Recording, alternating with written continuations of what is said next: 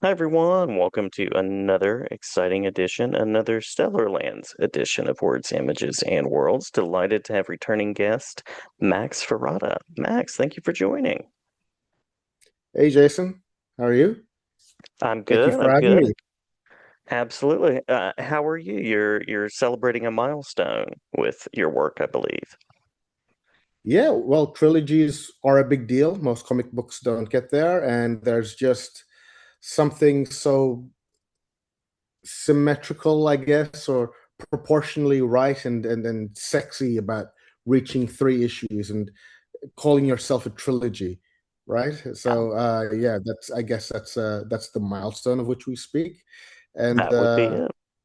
or yeah, you could also be referring to the fact that we did reach our funding goal within the first 48 hours. And as we head into the Congratulations. final week, yeah, thank you very much. And as we head into the final week, we're trying to hit the 8K mark. And yeah, podcasts like this are definitely playing a vital role in that goal. Glad to do that. Glad to be part of the conversation. And I imagine reaching the funding goal. There's some pressure that's taken off, but I know the stress doesn't go away as you're thinking about where you can take the project and what you really want it to be. Yes, I mean, we want it to continue. We want it to exist. Reaching the funding goal means that everyone who backed us will have their own printed copy if that was so selected on their rewards. But anything after that will be a major contribution to issue four. And that's of major concern to myself. And we're tracking in terms of progress, and I'd like to see that continue. Yeah, yeah. This volume that you're putting together of the trilogy is well over 100 pages, right? 138 pages or something like that. Well, it's 42 pages an issue, and there's three of Hmm. them. Yeah, you do the math. I can't. That's why we went into the arts. 168 in total, including the non-narrative pages, which are the extras, your concept art, your commentaries, and so on. Yeah, yeah. Um, great in the science fiction world to have a trilogy.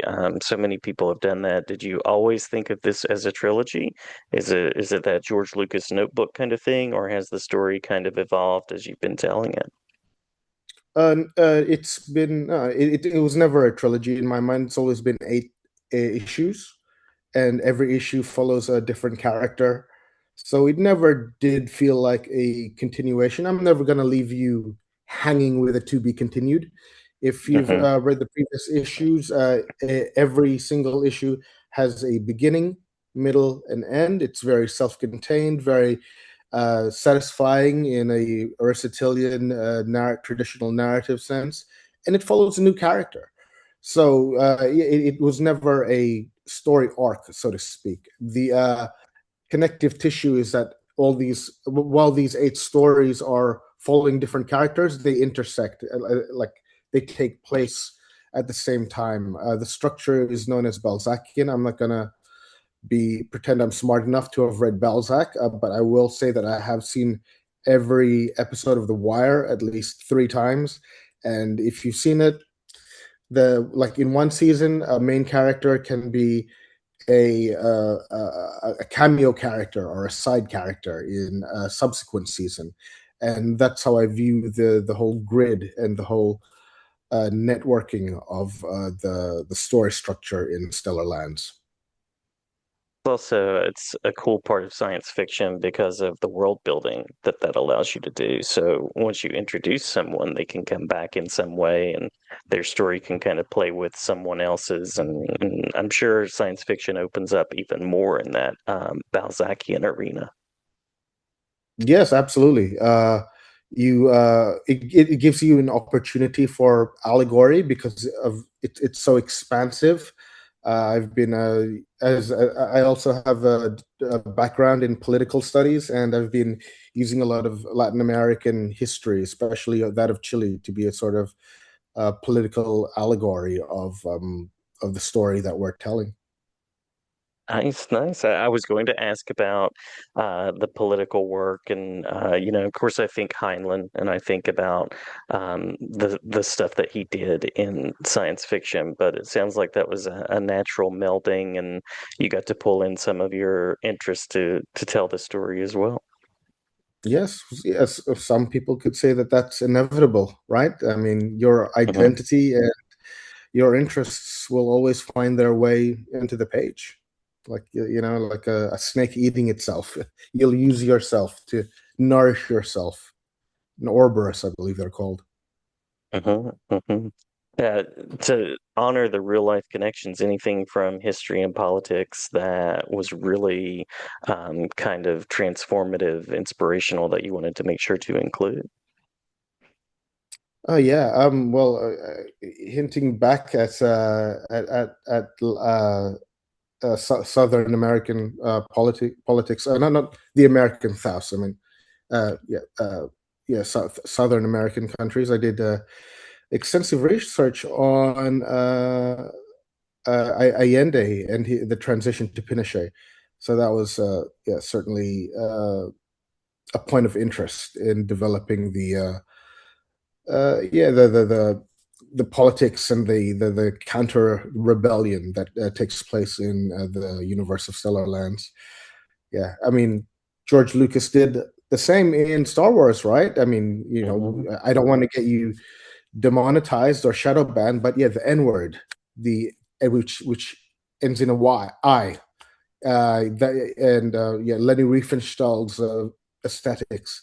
They did find their way into yeah, into George Lucas's final cut, and yeah, in a sense, history it can be like divorced from sci-fi, because Hmm. I'd like to think that sci-fi is a means for which artists hold up a mirror to society by showing the extent to which something is unacceptable and cannot be repeatable. In the same way, comedy or even horror holds up a mirror to society, showing the extent to which something is ridiculous by virtue of being horrifying or hilarious. Yeah, yeah. As somebody that's immersed in this creativity, how has that kind of shaped your view? Are you seeing things in new ways? Have you been altered by your experience creating Stellar Lands? Well, I guess I haven't had that. I guess that luxury of self-analysis at the moment.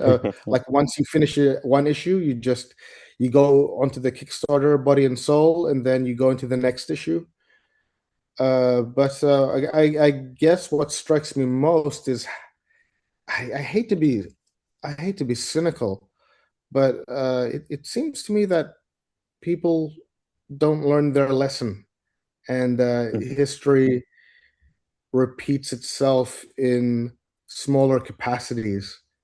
Uh, yeah, I mean, Yeah, in Philippines, the country of my birth, we just yeah, I mean, we didn't just. I mean, 3 years ago, we elected the same lineage of dictator. We literally elected the dictator's child, son, despite him having put the country in martial law and agony from 1967 to 86.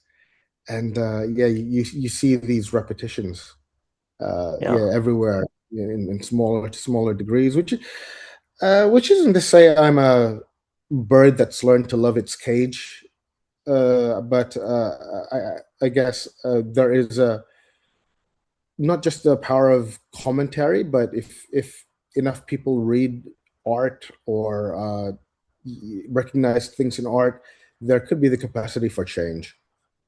Yeah, yeah. It's definitely part of the driving force for why I'm a reader, why I'm a teacher. That idea, Alexander Solzhenitsyn shared in many of his works about the power of the written word and sharing those ideas and how there's the entertainment aspect, but science fiction is so great because you have all of these really imaginative concepts, but then you can also Mhm. look at reality and go, oh, well, that's kind of like this thing I'm seeing in this other world, but it's this world. So there's a great like two-level effect there, at least two E- levels. Exactly. And that brings me to the major point of Stellarlands 3, and that is there is a point to art beyond Hmm. entertainment. But Yes, it's yeah, it's culture. Yeah. Yeah, it's history, it's everything. It's identity. yeah, that dovetailed nicely into one of the purposes of the book. And you also have, speaking of art, some very cool design to this. I love comics as an art form. Um, I was going to ask something about like the continued love for comics and why you chose to continue the story in comics form. Oh well, I guess my only answer to that is that it started as a comic and it Mhm. will end as a comic. I'm gonna stick to it. It like how it started was during COVID. I'm a filmmaker by trade. That's what I do for a crust for a living. And during COVID, I couldn't make films. Of course, we didn't have access to the veritable army required to mount a production. We couldn't collaborate with DOPs or production designers or an array of acting on-screen talent. But as Alan Moore said, when it comes to comic book, all you need is a biro. And that wasn't the case with me. I needed to collaborate with another artist, Ben Worrell, and together during COVID, that's when we buckled down and we created the universe of Stellarlands. And yeah, I can't imagine doing this without Ben. And Ben is a comic artist, therefore, Stellarlands is always going to be a comic. Yeah. Now, you also have that collaboration that when you find the right person that you pair with well in comics, it comes together nicely. And the book certainly looks very attractive. It's a wonderful story, very interesting. Uh, you're also in the Kickstarter space, so you get some bells, you get some whistles, and some additional parts of the stretch goals that you were mentioning earlier. Any of those that you'd like to point out? Okay, yes, Stellarlands has partnered with Wild North Comics, and our major award is the perfect bound print of the Stellarlands trilogy. So if you see your background, it'll have a spine like that. It'll slot into a shelf. You can find it, and it's. I mean, there's nothing wrong with saddle stitch. There's nothing wrong with staples, but there's just something so complete and satisfying about thick, yeah, perfect bound book that you can do this and not Yeah. necessarily this. Again, there's nothing wrong with that. And yeah, that and they've also provided a holographic cover, which yeah, which looks really good. And in terms of stretch goals, we've reached our $6,000 stretch goal, which is a free PDF of Terra Olympus, which is a sci-fi grounded sci-fi epic from our letterer SK or Stephen Cock, and Love him. Yeah. yeah, he's amazing. He's like a Australian indie comics guru, and he's been kind enough to lend his efforts for one of our stretch goals. And if in the event that we reach 10K, we'll have another stretch goal in mind, which we will announce. Cool, cool. Yes. Friend of the pod, SK. Absolutely. Um, where do you see the Stellarlands journey going from here? Issue 4, one issue at a Nice. time. That's Yes. I mean, if we had a big publishing umbrella, the likes of Image or Dark Horse, I could sit here and regale you about all 8 issues, and yeah, it'll be a a gorgeous, sumptuous deep dive. But yeah, Wild North Comics is still the second biggest indie publisher in Australia, but it's still tiny by virtue of the fact that the comic industry in Australia is tiny, and SK will tell you all about that. So in terms of goals, we're personally, I'm just hitting one comic at a time. My publisher is more optimistic. He thinks we're going to reach 9 issues. I've only ever envisioned 8, but yeah, we'll see who's right in a few years. And it would be great if we could get like an issue a year or 2 years done, but I'm in no rush, and I like to make the joke that, you know what, Jason, maybe when we're both 80, we'll be here talking, via Zoom again, yeah, about Stellarlands 8, and I'd be Yes. okay with that. Yeah, yeah. I would love that as well. By then, what will Zoom be? We'll be holographing by then. We'll be on some kind of Who holodeck knows? or something. Yeah, I think Yeah. I also like to joke that I might look the same. Those Asian genes that keep us I young. have the gray. The gray will likely spread. The gray will likely spread. But we'll Yeah, go ahead and put that on the vision board. May the conversation continue. Absolutely. I'm down with that. Yeah. If I'm a listener and I want to find out more, support the campaign and other such things, see the previous issues, where might I go to do that? Okay, excellent. Right now, you can go to Kickstarter and look for Stellarlands graphic novel, which is the Stellarlands trilogy graphic novel, where not only can you get Stellarlands 3 or the trilogy with all 3 issues, but if you're a floppy guy and you like your saddle stitch, you as add-ons you can purchase individual issues. You can purchase just 1, 2, or 3 added onto whatever you pick for your reward.